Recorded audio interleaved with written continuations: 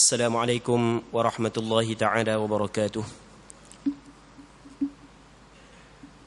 أعوذ بالله من الشيطان الرجيم. بسم الله الرحمن الرحيم.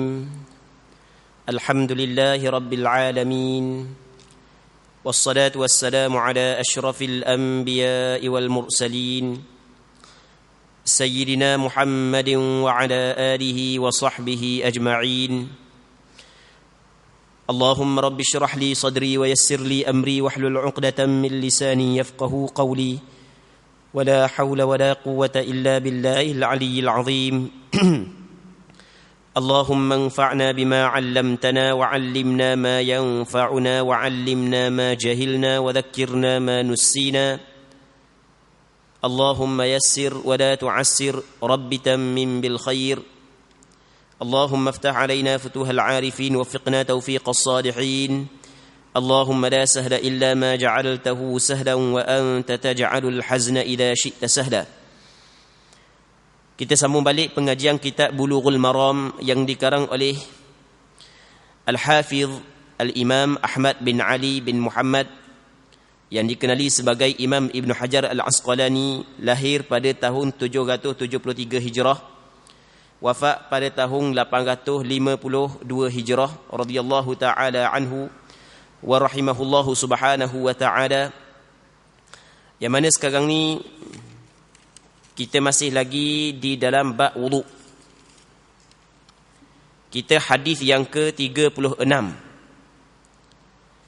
Katanya, wa an Laqit bin Sabirah radhiyallahu ta'ala anhu qala قال رسول الله صلى الله عليه وسلم أسبغ الوضوء وخلل بين الأصابع وبالغ في الاستنشاق إلا أن تكون صائما، أخرجه الأربعة وصححه ابن خزيمة. Katanya daripada seorang sahabat Nabi sallallahu alaihi wasallam yang dikenali sebagai Laqit bin Sabirah radhiyallahu ta'ala anhu. Laqit bin Sabirah di antara sahabat yang masyhur, dia daripada penduduk Taif. Katanya, qala Rasulullah bersabda oleh Nabi sallallahu alaihi wasallam, sempurnakanlah dalam berwudu, usaplah di celah-celah jari dan isaplah air ke dalam hidung dalam-dalam, kecuali jika engkau sedang berpuasa. Hadis riwayat Imam 4 dan hadis ini dinilai sahih oleh Imam Ibn Khuzaimah. Muslimin muslimat yang dirahmati oleh Allah Subhanahu wa taala. Dalam hadis ni, seorang sahabat Rasulullah yang dikenali sebagai Laqit bin Sabirah menceritakan kepada kita ada beberapa perintah yang Rasulullah sallallahu alaihi wasallam perintahkan kepada kita supaya kita lakukannya ketika kita berwudu. Yang pertama sekali adalah Rasulullah sallallahu alaihi wasallam suruh kita mengambil wudu dengan sempurna. Kita mengambil wudu secara sempurna. Hak tempat yang wajib dibasuh kita kena basuh secara sempurna. Tempat yang wajib sapu maka kita kena sapu secara sempurna. Itu adalah tuntutan daripada syarak. Okey, itu yang pertama. Yang kedua, Rasulullah sallallahu alaihi wasallam menyuruh kepada kita supaya kita menyelati jari-jari. Jari tangan, jari kaki. Kita di antara anggota wudu adalah tangan. Antara anggota wudu adalah kaki. Tangan kita dia ada jari. Kaki kita ada jari. Semua tu tahu belaka dah lah.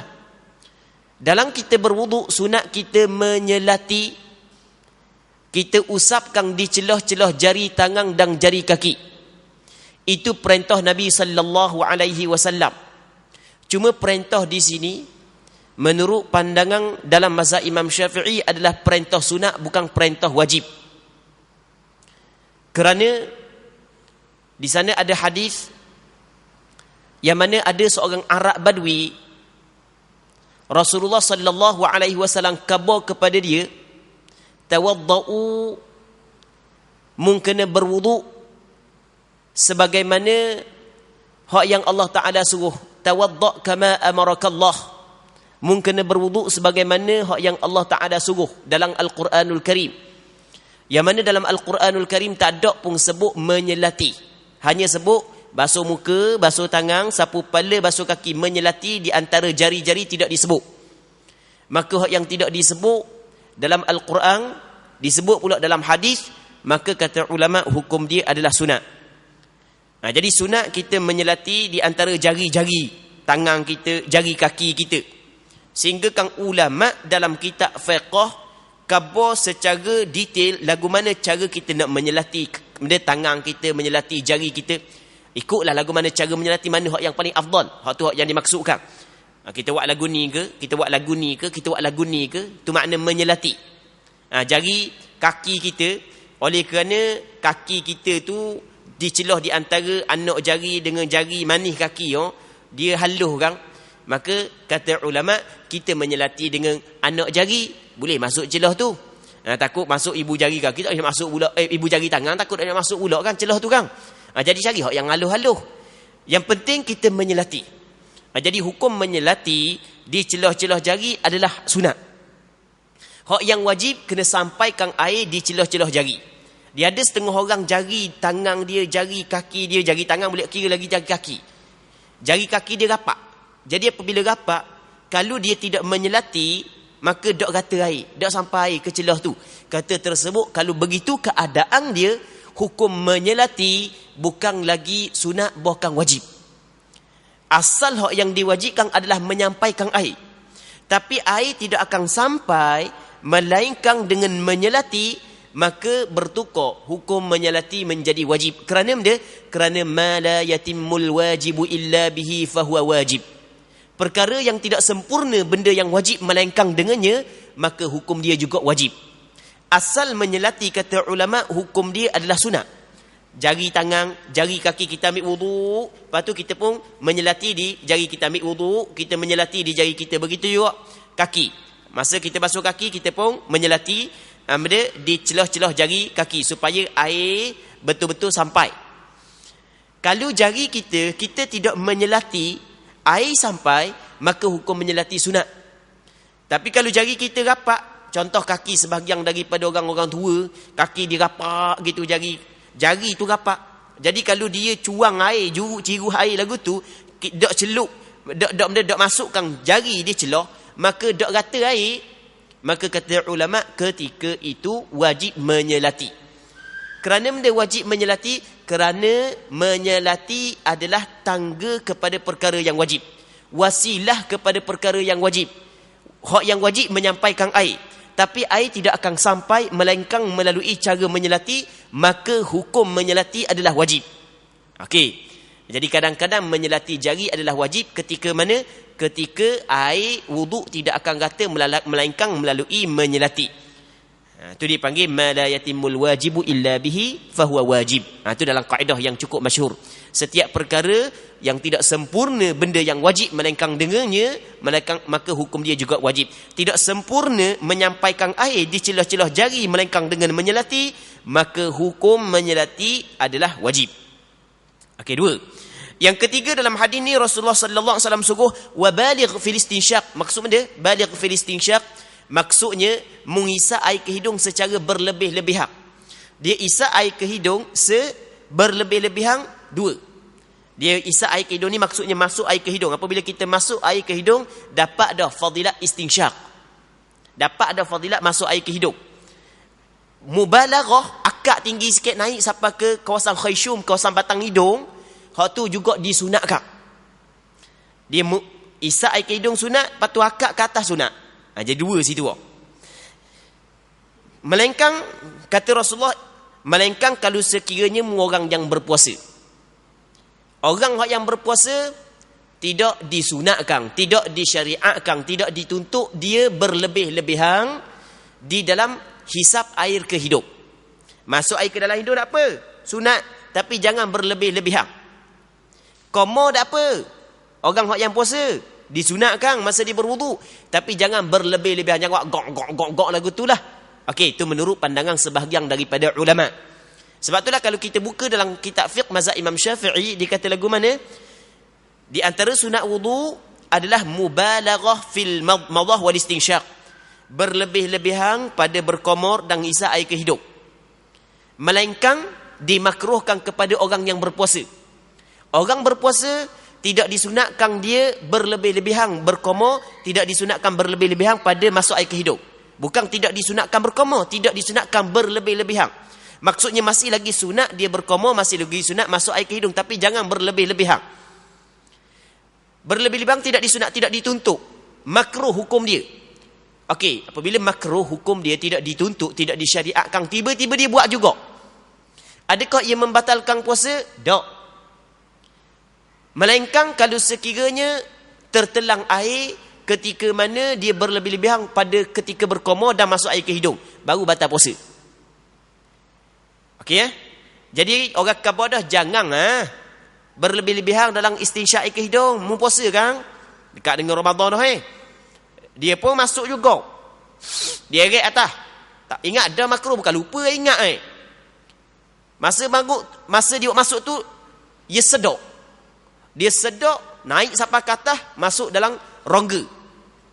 Telang air, batal puasa. Okey. Masa dia komor gok kawan dia mari cokek.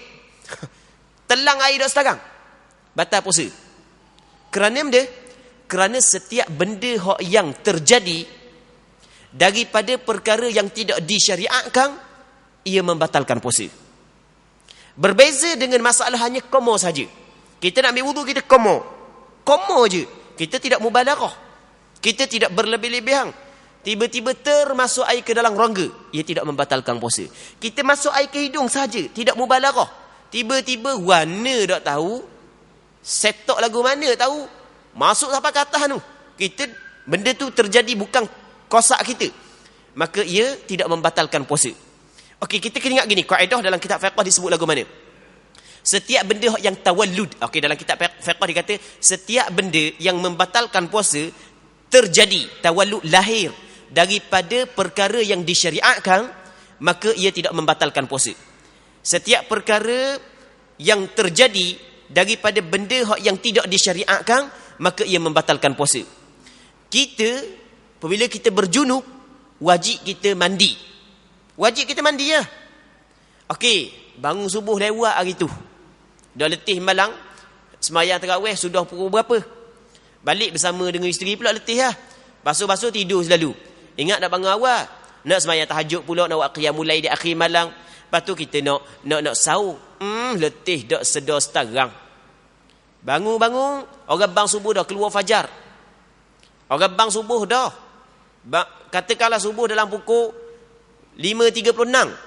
Kita bangun pukul 6. Bang lama dah keluar fajar dah. Dah nak lock gitu tak boleh lah. Kena mandi wajib lah kita nak sembahyang Baik. Mandi wajib dituntut. Kita mandi wajib biasa, tiba-tiba termasuk air masa kita mandi ke dalam rongga tanpa disengajakan, maka ia tidak membatalkan puasa. Kerana dia?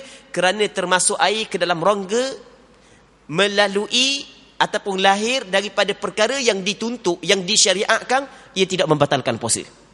Tapi kalau masuk air ke dalam rongga kerana terjadi daripada perkara yang tidak disyariatkan, maka ia membatalkan puasa. Dua perkara yang berbeza. Okey, boleh faham? Ingat tahun lepas tu ada buat forum ambang Ramadan. Antara ahli panel buat di Paka. Kita nak kongsi satu soalan. Soalan di antara soalannya lepas daripada kita buat masa tu dua ahli panel. Hamba seorang. Hamba bentang berkenaan dengan puasa daripada sudut pandangan syarak. Seorang lagi dia bahagian perubatan. Dia bentangkan puasa daripada sudut perubatan. Baik. Lepas tu dia lepas daripada habis tu dia ada sesi soal jawab.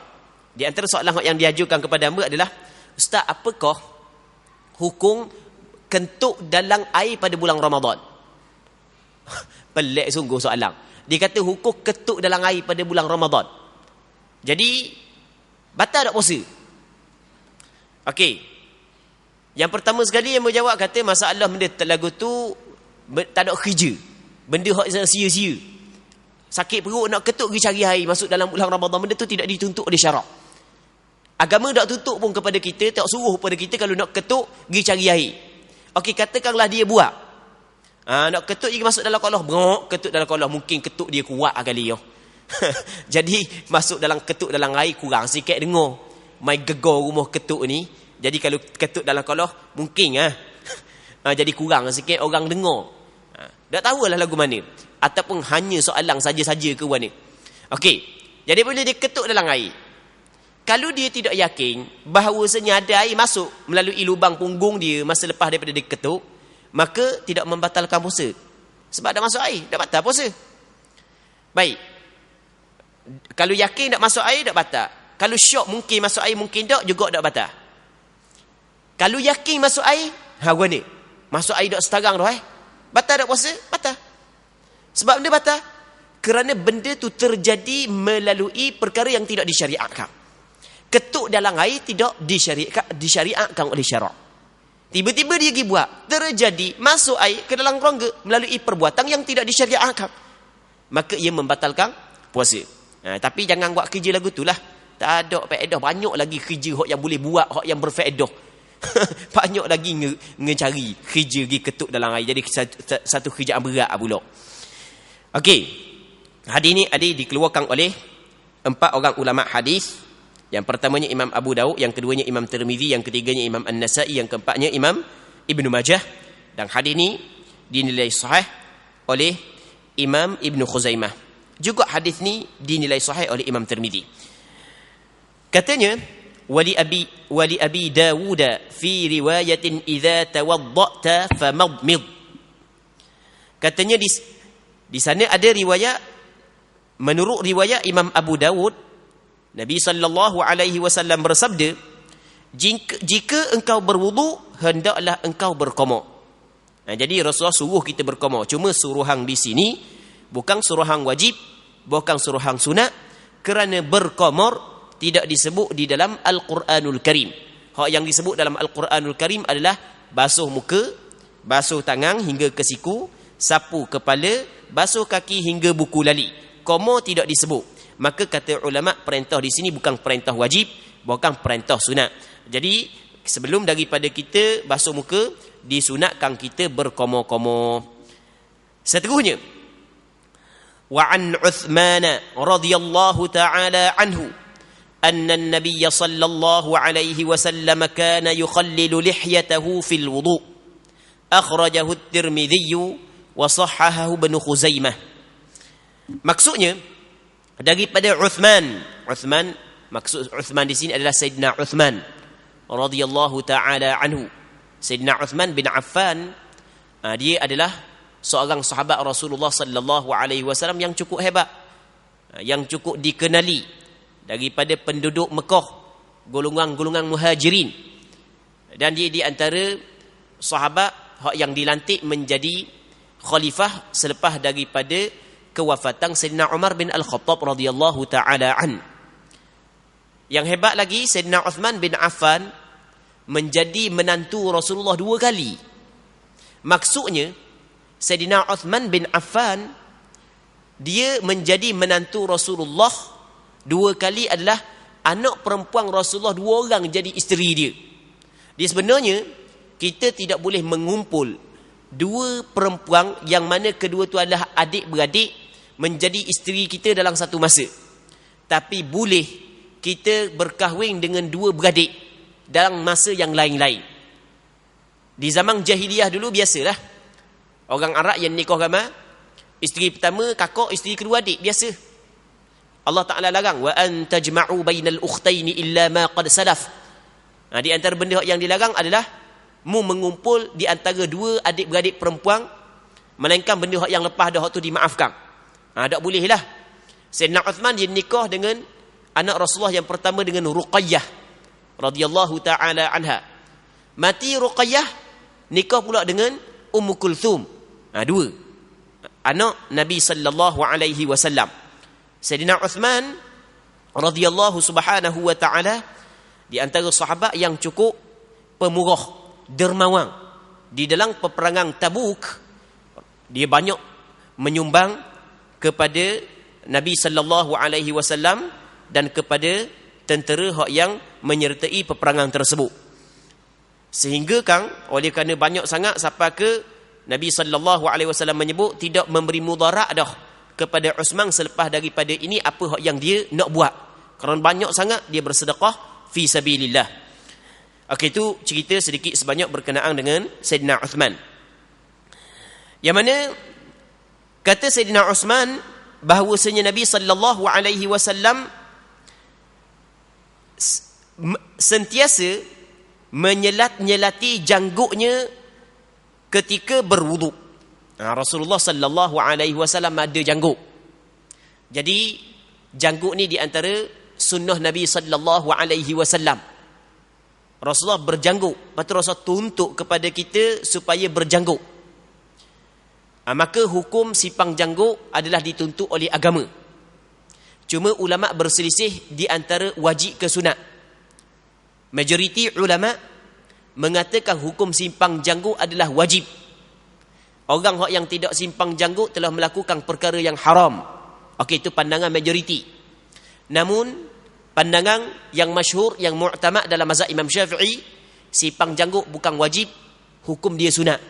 Sama ada wajib ataupun sunat, ulama bersepakat mengatakan simpang jangguk adalah dituntut oleh agama. Nabi sallallahu alaihi wasallam berjangguk dan Nabi sallallahu alaihi wasallam menuntut supaya kita berjangguk. Baik, jadi Rasulullah jangguk orang Arab tebal. Rasulullah sallallahu alaihi wasallam ketika berwuduk, Rasulullah menyelati jangguk. Maksudnya memasukkan jari-jari dia di celah-celah jangguk supaya air basuhan wuduk sampai kepada pangkal jangguk. Maka kata ulama, hukum menyelati jangguk adalah sunat. Adalah sunat sama ada orang yang berjangguk nipis ataupun berjangguk tebal. Dia jangguk, dia ada dua, jangguk nipis, jangguk tebal. Kita nak tahu nipis tebal, kita duduk depan. Duduk depan dalam lebih kurang dalam 1 meter setengah. Kalau dalam bahasa kitab dia panggil majlisut takhatub, majlis hadap percakapan. Lebih kurang dalam 1,5 meter. Kita duduk depan orang lebih kurang dalam 1,5 meter. Kita tengok, kita hendak di jangguk dia. Nampak tak kulit bawah jangguk? Kalau nampak, jangan kira orang gabung. Orang gabung usah kata kulit bawah jangguk. Usah kata kulit bawah jangguk tak nampak. Besar-besar lipanya tak nampak juga. Turun masjid, lepas sembahyang isyak, nyebahan lipa orang balik rumah baru sedar. Padahal lipa dia bukan kecil, besar. Besar lipa baru sedar bahan lipa orang. Tu rasa sedap lain je. Bahan lipa orang tak setarang dah. Kalau bahan lipa buruk dah punya bahan lipa baru tak setarang. Pandai pula dia mata dia silap dalam masalah tu.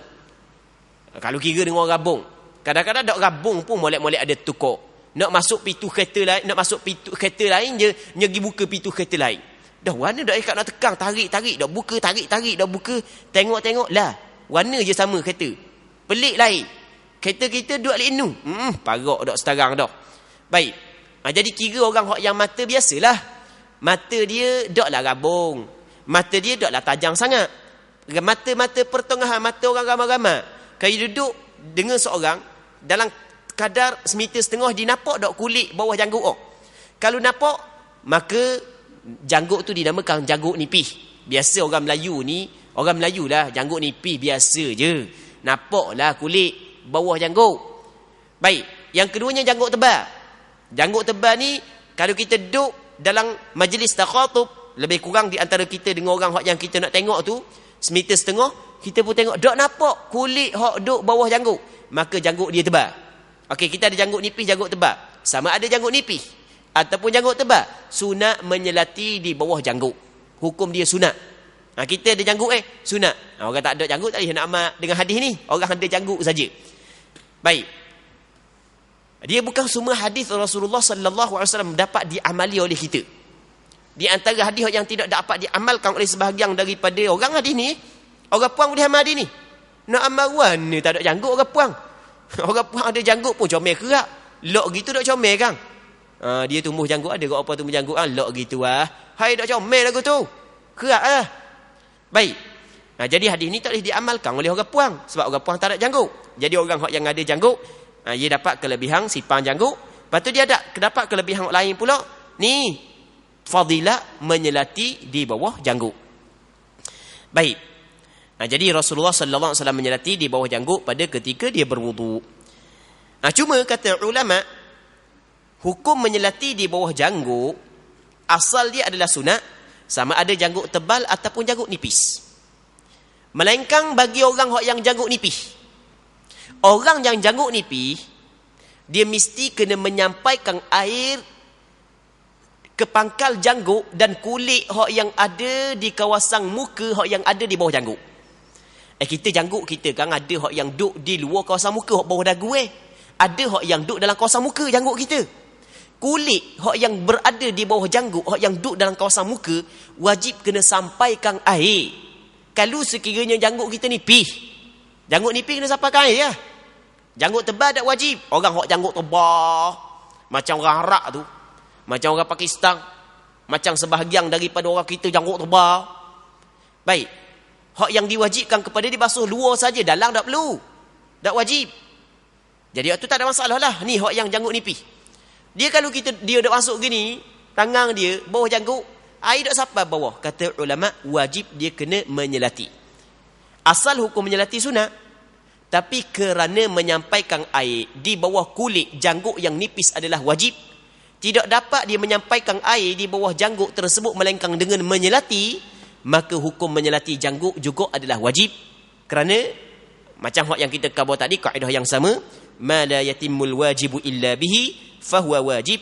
Perkara yang tidak sempurna, benda yang wajib melainkan dengannya, maka hukum dia adalah wajib. Hadis ini dikeluarkan oleh Imam Tirmizi dalam kitab Sunan dia, dan hadis ini dinilai sahih oleh Imam Ibn Khuzaimah.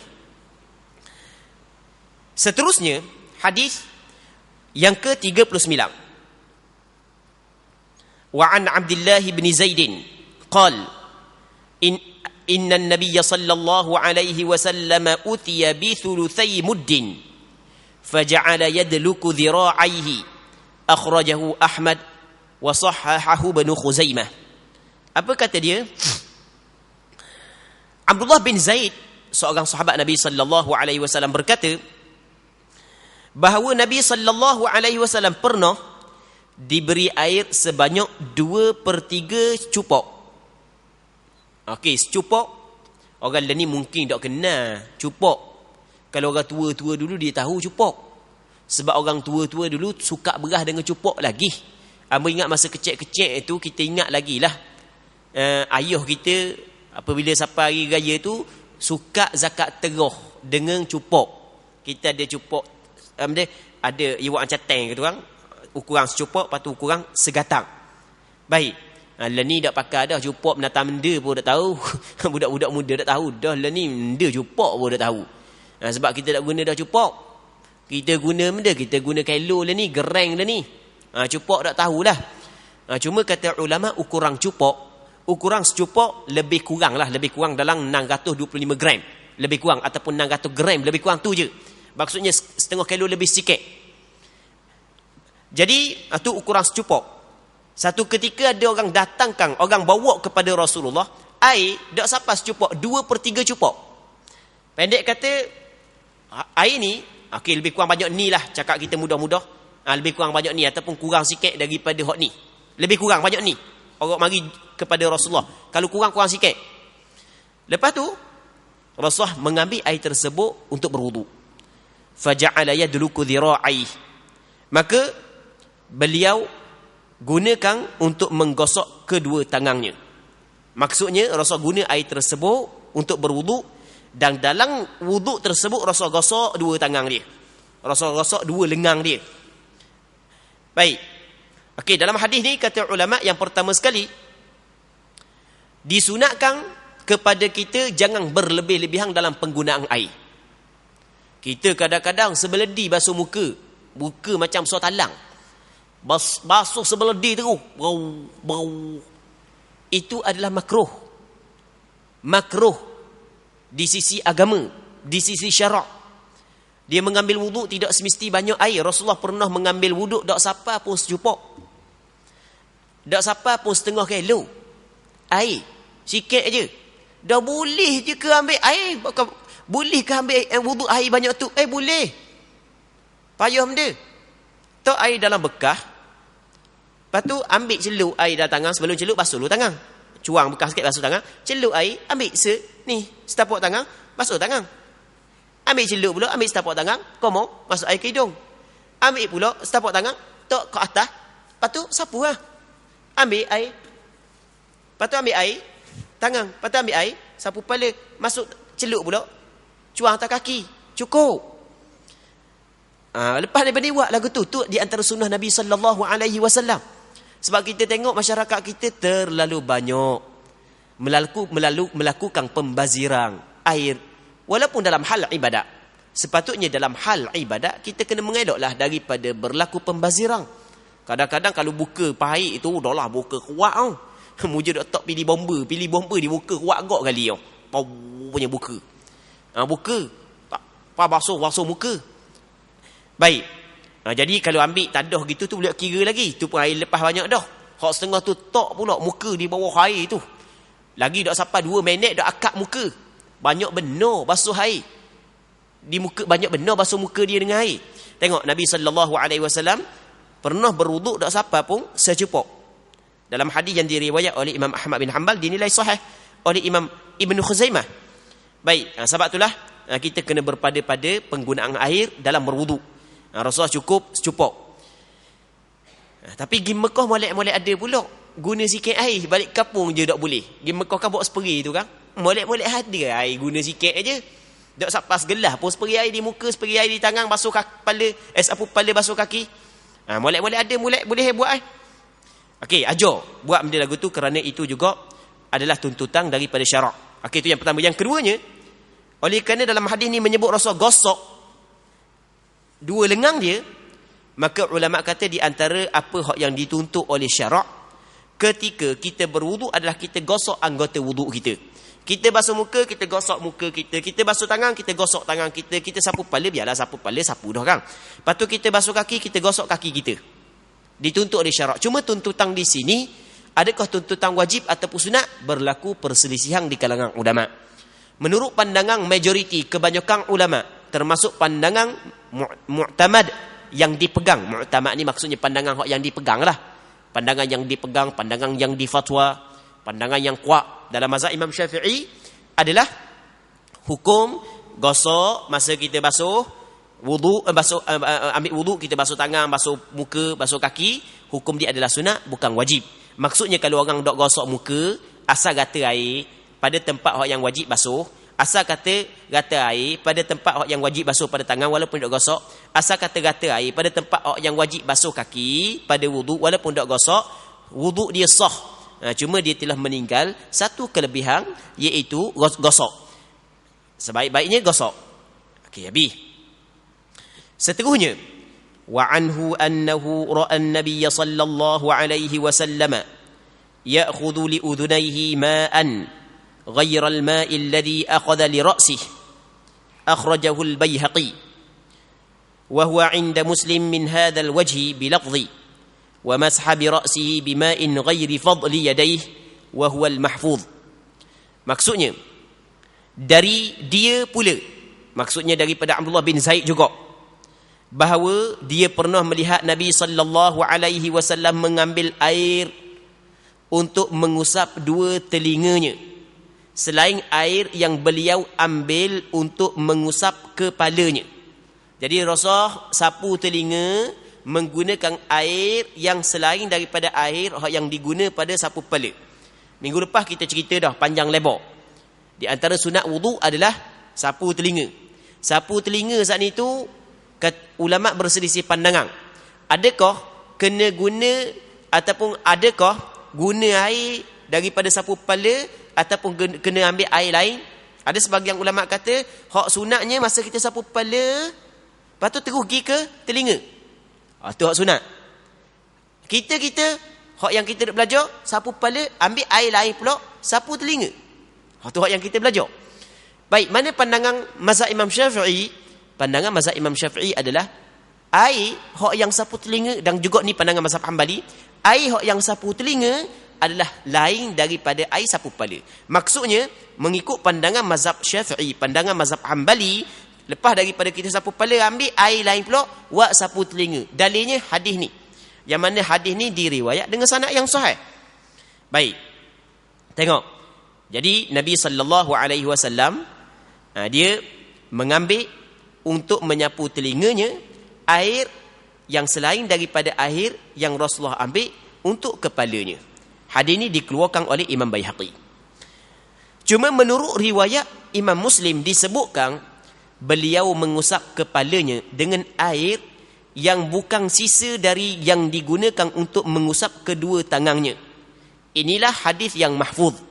Dia ada hadis yang kedua yang diriwayat oleh Imam Muslim.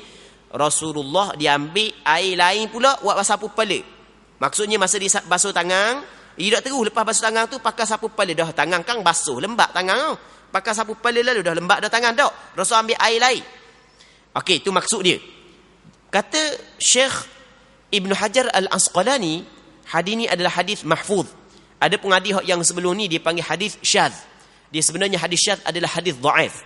Tapi sebenarnya ini adalah perbahasan di kalangan ulama hadis. Walau bagaimanapun masih ramai lagi ulama hadis menerima hadis yang diriwayat oleh Imam Baihaqi. Kerana ada dalil-dalil yang lain, di antaranya biarlah panjang lebar, kita tak perlulah bahas, cuma kita ambil kesimpulannya adalah mengikut mazhab Imam Syafi'i, sapu linga dengan menggunakan air yang selain daripada air yang digunakan untuk sapu kepala. Okey, habis.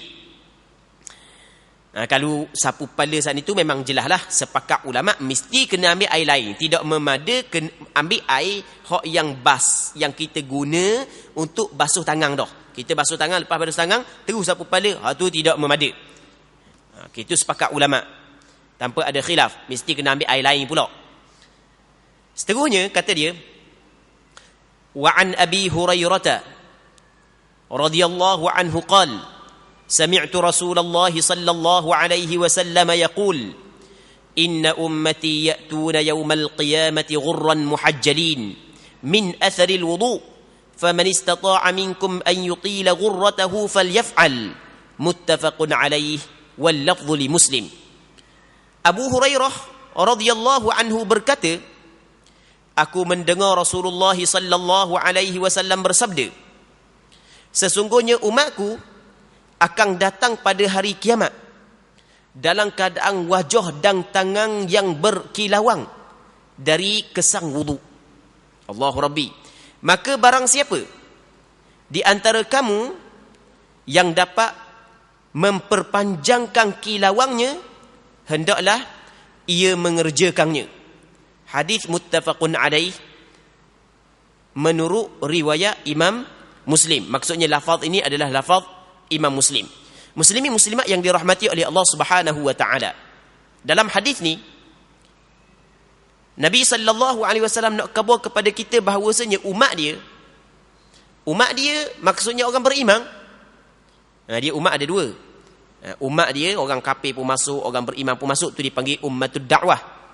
Yang dimaksud umat dia di sini adalah ummatul ijabah, orang beriman, kerana orang beriman saja yang mengambil wuduk dan sembahyang. Sesungguhnya umatku akan datang pada hari kiamat. Kita semua akan lalu belaka benda ni akan datang. Sebab kita mati dan akan dibangkit kembali hari kiamat. Dia qiyamah makna berdiri. Hari yang makna manusia berdiri daripada kubur dia di hadapan Allah Subhanahu wa taala. Allah Taala kata dalam Quran, yauma yaqumun nasu li rabbil alamin. Pada hari bangkit manusia daripada kubur, berdiri di hadapan Allah Taala, Tuhan sekalian alam. Baik. Jadi ketika mana umat Rasulullah sallallahu alaihi wasallam dibangkit pada hari kiamat, keadaan tubuh badan dia, wajah dan tangan dia bercahaya. Ni wajah umat Rasulullah bercahaya. Tangan bercahaya. Kaki bercahaya. Kerana benda? Kerana daripada kesang wudu. Allah Rabbi. Kalau kita tengok di sini, amat beruntungnya. Satu anugerah yang cukup besar ketika Allah Ta'ala bagi taufik kepada kita, bagi hidayah kepada kita, kita jaga sembahyang. Kerana orang jaga sembahyang pasti ambil wudu. Allah Rabbi, alangkah ruginya orang Islam kita hak yang tidak jaga sembahyang, yang tidak membasuh muka dia untuk beribadat kepada Allah. Basuh tu basuh semua, bangun tidur basuh, lepas tu pergi basuh muka, tapi tidak basuh muka untuk beribadat kepada Allah Subhanahu Wa Taala. Alangkah ruginya, kerana tidak ada cahaya di hari akhirat. Orang hak yang basuh muka kerana berwudu ada cahaya di hari akhirat. Kata Nabi sallallahu alaihi wasallam, umat aku akan datang pada hari kiamat dengan muka dia bercahaya, tangan-tangan dia bercahaya dari kerana kesang wudu. Dan cahaya yang ada pada muka dan tangan itulah Rasul menjadi alamat kepada umat Rasulullah. Rasul dapat mengenali umat dia di akhir zaman, di hari kiamat. Walaupun ketika itu berhimpun seluruh manusia, start daripada manusia yang awal-awal diciptakan hingga manusia yang akhir diciptakan, ramai terajak, tapi Rasul dapat mengenali umat dia. Orang Melayu ke, orang Arab ke, orang mana-mana pun Rasul dapat mengenali dengan cahaya yang ada pada muka dari kerana kesang wudu. Sebab itulah kata Abu Hurairah radhiyallahu taala anhu, barang siapa yang mampu di antara kalian untuk memanjangkan cahayanya, maka hendaklah dia mengerjakan. Sebab itulah kata ulama, hak yang wajib kita basuh sampai ke siku, tapi hak yang disunatkan kita lebih daripada siku. Lebih sampai mana? Ada siapa kata tengah body, ada siapa kata ni sampai ke bahu. Begitu kaki, ada tengah kata sampai ke tengah betih, ada siapa kata sampai ke lutut. Basuh.